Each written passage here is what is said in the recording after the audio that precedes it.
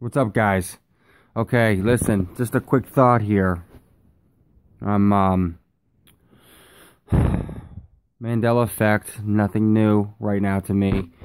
I've been looking into it for a while. I was just watching a video and something hit me. Last night, I try to keep my wife up to date with everything going on. I'm kind of like the knowledge retriever, and I kind of fill her in.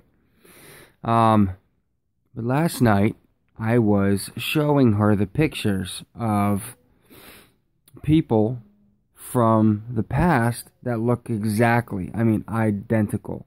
100% twins of people that are alive now. And if you haven't seen it, you should go check it out. It's pretty mind-blowing. Matthew McConaughey, there's a picture of a guy that's supposed to be his great-uncle from, I think it was 1890s. It's identical. It's Matthew McConaughey. It's crazy. There's a picture of Eddie Murphy. It's identical. The other famous Hollywood actor who's a dwarf. And there's a list. It's pretty overwhelming. It's pretty convincing.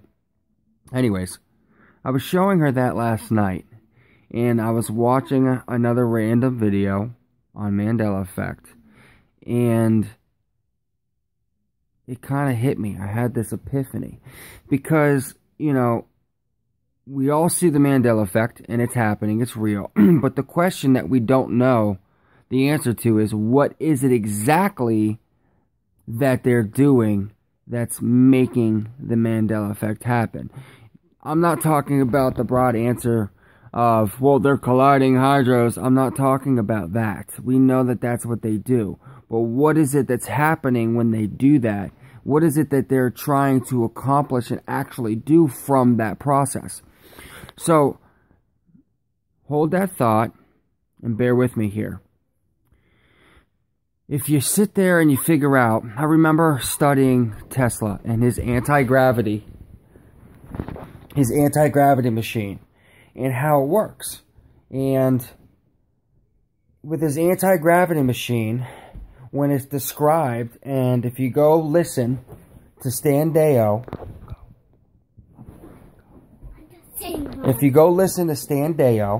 and he describes how the anti-gravity machine works, he'll show you that it's like a ring. It's exactly what CERN is. If you know the picture of CERN and how CERN is made and what it looks like, it's just a circle, right? CERN is like a 17-mile metal circle, 300 feet in the ground. That's what it is. If you look at what a anti-gravity source is, it's a miniature display or same miniature unit of what CERN is. It's just a circle, and inside it's just like it's like a ring. It's like a ring you put on your finger. It's a little ring, and inside the ring you have your magnetic force traveling through, and it creates the force with the anti-gravity, yada yada yada. Okay. Standeo said an interesting fact when he was making his presentation. Okay, and he's got to be very careful with what he says for safety reasons.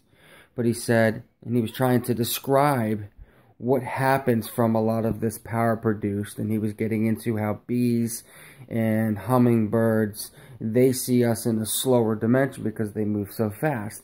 He was getting into describing all that, and then he said something, and he said, because inside this ring, this anti-gravity ring, time moves differently.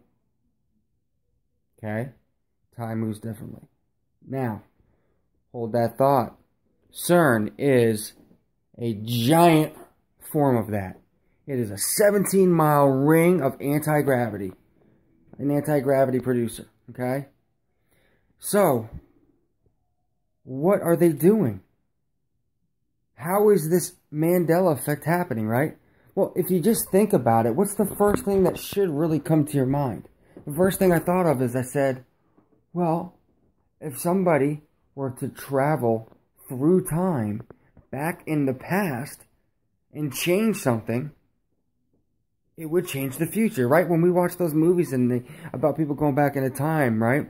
You know, that new show, The Outlander, right? when they go back in time, they don't want to change anything because they don't want to change the future.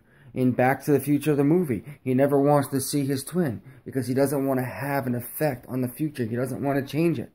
All these things around here are changing because CERN has created a giant gravity center, anti-gravity field, and they're traveling through time. Now, I'm not saying that they're the only ones that can do it. I believe that there's people that have, Tesla figured out how to do this in the 50s. I believe that there's people who have figured out how to do this and they can do it on their own. I've watched YouTube videos of people who give accounts of specific detailed ways that they had their own machine and they did it. And it's a lot of it's very convincing. And, you know, it's very believable now when you take all this information that we now know. So it's pretty amazing. It's pretty crazy. But that's what I think is happening. I haven't heard anybody really talk about that. I think that they're going back in time. I think there's some time traveling that's being done. And that's why things continue to be changed. Because in the past, if you change something, it changes it in the future. It's a pretty crazy thought to think about. But I mean, really, there's no other explanation. People are coming up with explanations and saying that, you know, from what they've done, dimensions have kind of crossed over. And that's how the Mandela effect happened. And that's kind of really hard to explain. I get the concept, but it's kind of hard to explain. It doesn't make as much sense as, you know, look, the time does not move the same, obviously, inside that. And if you take a anti-gravity system like that and you enlarge it to a 17-mile long anti-gravity station, you're going to have huge effects. It's blowing my mind. It's food for thought, something to think about. Please subscribe, let me know, give me some feedback, give me some comments. I really want to know what you guys think. This is just unbelievable, groundbreaking stuff. Keep your head up. Remember, if you know where you're going, none of it matters, but it's good to it's good to use it as a reminder of where we are and how much of the end times, how far in the end times that we really are. And thanks, guys.